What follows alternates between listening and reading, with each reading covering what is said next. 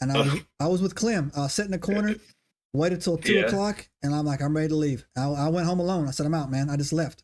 I hated it. yeah, I hate it, right? yeah. It's like, I mean, it's fun to have a party with your friends, but Right.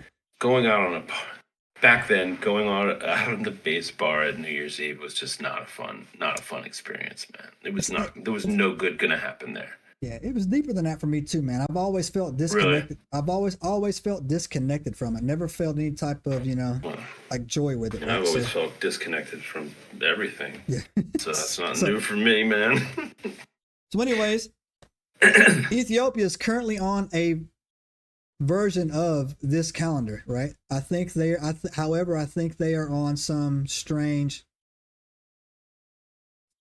Yeah, it's 30 it's day just 30 days a month or something like that. I didn't really get a chance to get looked into it, but they're on this type of calendar as well, right? And fun fact, when you land in Ethiopia, your cell phone will automatically shift to their date and time. True story. So cool. so yeah, that's in the Book of Jubilees, and it warns Yeah, about what's happening and what's not going on, right? And so how we it's should avoid this. it's interesting. It's really, really, really super interesting to me. I approach it from a completely different angle, right? To me, it's so if you look at how these line up with other texts of the time, like describing Mhm. pre-flood, right?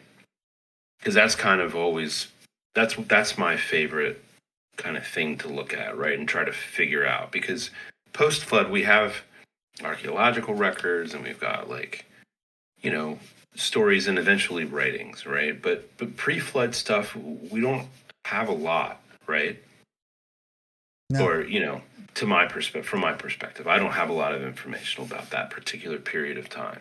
So it's always fascinating to me to look at these stories and then correlate them with other stories because the flood to me is fascinating because it kind of transcends geographical boundaries, right? Like Mhm. it's a bunch of different cultures talking about a flood.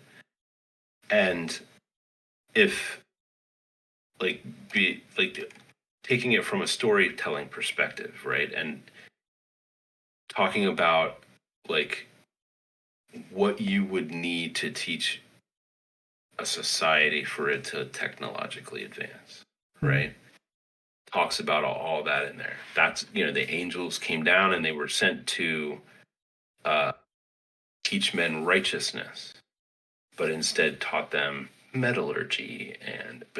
But what's fascinating is that specifically, like these specific things, right?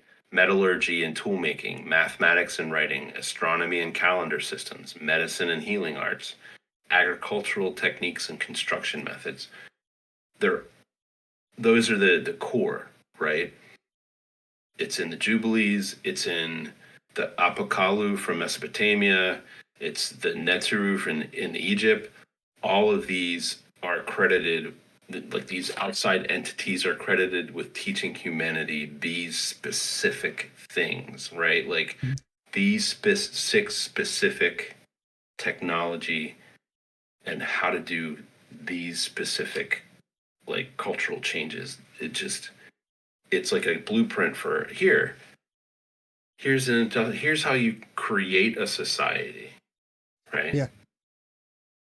And so it's weird to me when you look at it from the perspective of first contact.